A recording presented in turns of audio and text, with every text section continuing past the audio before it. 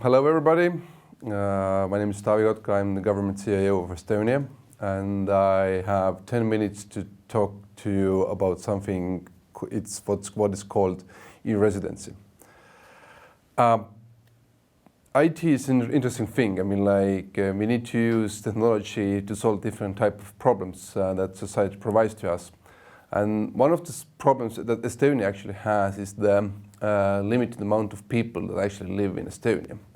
So, all in all, land-wise, Estonia is a huge country. It's like more than 45,000 square kilometers, the whole land plot. And it's actually bigger than Netherlands or Belgium or even Denmark without Greenland.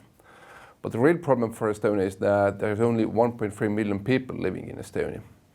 So the economy is not big enough. And actually, we could have more people here, but the thing is that the country locates in latitude 59, which is basically Alaska. So you can imagine the weather is not the best one in Estonia.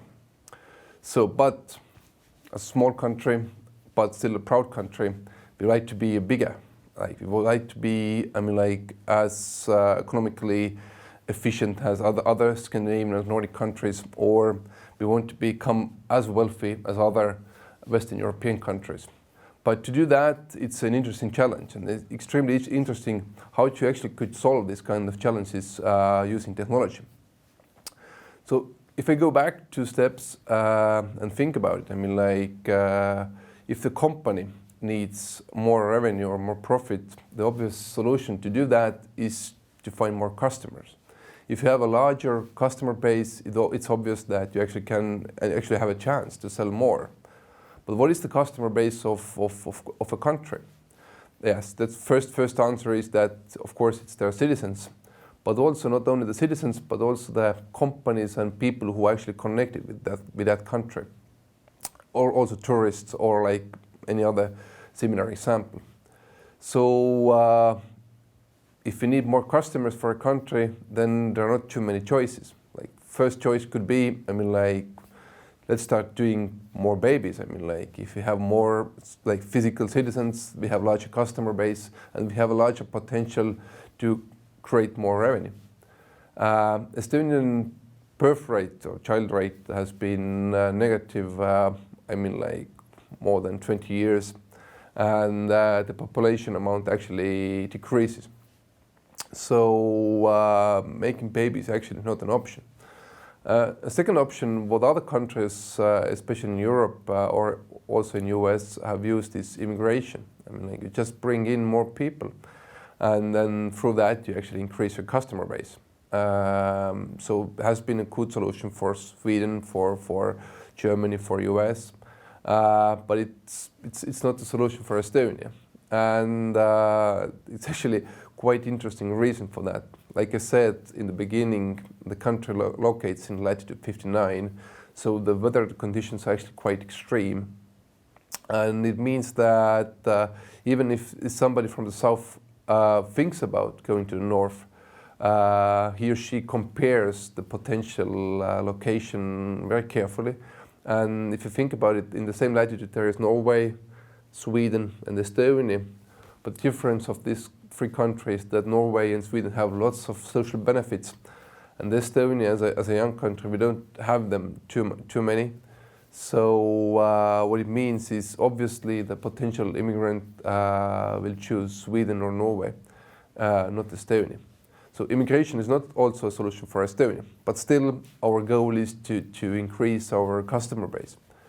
So that's why we came up with a solution that currently we are able to serve Estonians all over the world. Estonians living in Silicon Valley or Estonians living in Singapore, they can actually vote electronically, they can pay taxes, they actually can have all introductions electronically, they can do all the interaction electronically with the government or with other private companies. So, and if everything is digital, it basically means that the customers that the country is serving doesn't have to be physically here. So we came up with a concept we call E-Residency. So basically, if person wants to become an E-Estonian and applies for E-Residency, Estonian residency, our Estonian police makes background search and takes fingerprints and analysis. If you are like a good Estonian, it means that you actually don't have any criminal record or you're not a terrorist or something. And if everything is okay, the government issues you like an E-Residency status. That also includes the thing that you actually get an ID card. Not the same card what the Estonian citizens have, but technologically the same card. It's so-called DigiID, so it's a document without the picture that actually has certificates and everything. And basically, if you use it in the internet, the Estonian government says that behind the computer is that particular person.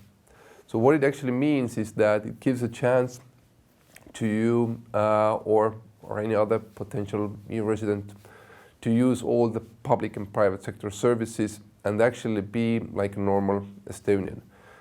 The only thing is that you can't vote. Currently, that's not allowed, but we never know. Maybe even if after a couple of years the amount of E-residents is bigger than the amount of residents, we should reconsider our current policy.